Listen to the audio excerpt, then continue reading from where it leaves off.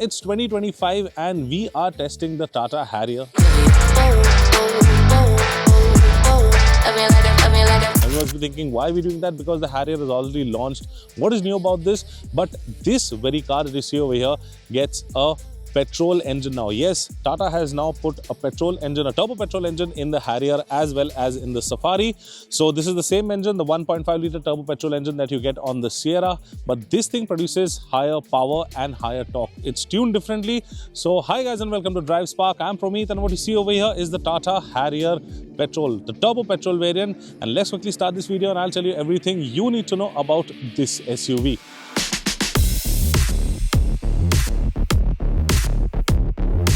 So now let's check out the car. Obviously, it remains the same. You get the same headlight unit over here, fog light and cornering unit over here.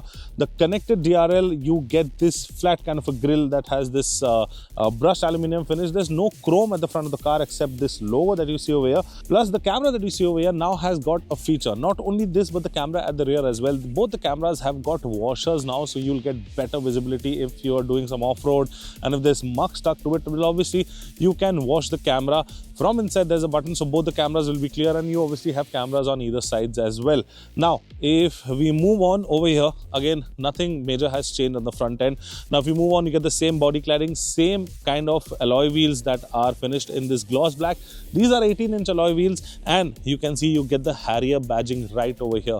Now there is honestly no way to distinguish between the diesel and the petrol because obviously there is no sign, but in the Safari Dark Edition that I'll be showing it to you, you can distinguish that it's a petrol version by seeing a couple of elements on the outside. Well, this does not get it. You have a request sensor right over here, 205 mm of ground clearance, and this ORVM is now memory controlled. Now what happens is that when you put in reverse, both the memory functions that you set, the mirrors actually go down, giving you a better visibility of what's down. But personally I don't like it, but the feature is there. You can set it according to your need and you can switch it off as well. Now moving on, you get roof rails, the shark fin antenna, big panoramic sunroof. Nothing again has changed over here, same body line, same creases.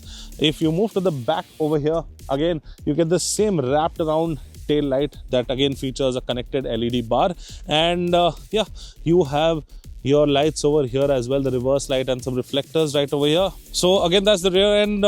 Looks pretty much the same. You have the Harrier badging, no distinguished turbo petrol badging anywhere whatsoever. Plus you get the silver finish on the scuff plate. To open the boot, you have few options. You can either do it with the key, you can do it with a gesture. There's a request sensor over here, and you have a dedicated button on the inside as well to do that. Well, if you open the boot, you can see we have around 455 liters of boot space. We have 2 cabin bags, 3 small bags, and we still have a lot of space over here. You have parcel tray. Then you also get your subwoofer that is right placed over here. So it has a 10 speaker surround sound system, so the subwoofer is over here. To close the boot, obviously you press a button since it's an electronic button, but while closing it does not beep, while opening it does beep. So now let's check out the interiors. At the rear section, again you get this kind of a white interior, and if you see over here, you get an armrest. No ventilated seats at the back, you get perforated seats as well. There are only 2 adjustable headrests. The third one is not there, but the best part about this headrest is that you can see it gets this kind of a wing. So if you want to sleep and your head does not want to fall off, so this is really helpful. However, the middle person also should have got like a simple headrest. AC vents are placed on the B pillar. Then you have 2 Type-C charging sockets that are fast 65 volt charging sockets. Big panoramic sunroof, as you can see over here, it moves all the way to the back. LED lights all around, door pockets over here, and yeah, that's about the rear end. Now let's go to the front. So if we come to the front, let me just quickly, okay, so you see that the seat goes behind, so it welcomes you like that when you sit over there. And obviously you have memory functions right over here for the driver. You have ventilated seats at the front. You have power adjustable seats for the driver as well as the passenger over here. Now this, what you see, is the key for the all new Harrier. It looks the same like the Sierra. Well, they have done a good job with the key now. The key looks pretty premium, and this screen that you see over here is a 14-inch screen. It's It's a Samsung OLED screen that is pretty clear. It gives you a lot of clarity, very smooth. The interface is really nice, a lot of features. Plus you have this kind of a wooden finish over here, but this is not actual wood. Again, you get soft touch materials all over. You get soft touch material on the dashboard as well. Plus you get a center speaker right over here. So I mean, this is one, then you have one in the boot. So those are two, and then you have on the door. So you have basically 8 speakers. You can see you have a JBL sound system, the speakers over here on the door. So everywhere it gives you a very good surround sound quality, and especially you have Dolby Atmos, so that even enhances the quality of the audio. You have a small screen over here that basically helps in selecting your modes and all. That's a really good touch. We've been seeing all of that. Automatic park brake and everything. So these panels that you see over here, these are all touch panels. Obviously you have 2 physical buttons for the aircon settings.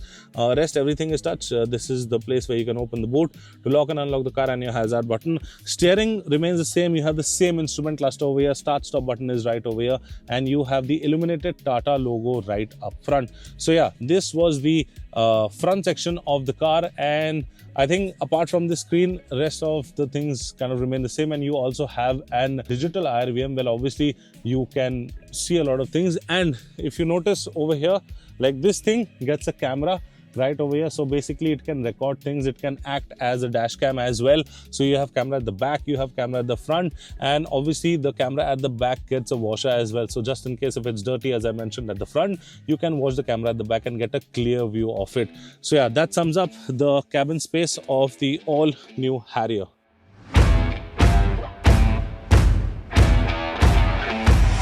So now we're at the driving seat of the all-new Harrier turbo petrol, and the first thing I can say is that this engine is really refined. Well, the diesel engines are refined, but since this is a turbo petrol engine, it is even more refined than a diesel one. And obviously what this has is a lot of power. As I mentioned, 170 bhp of power and 280 Nm of peak torque. Well, it's the same engine like the Sierra, but the Sierra produces around 158 bhp and 255 Nm, but this is tuned slightly to produce more power. So because of the size of the SUV as well.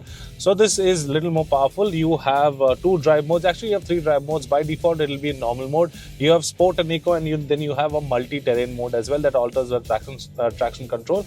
And if I just floor it, well, it is a punchy engine.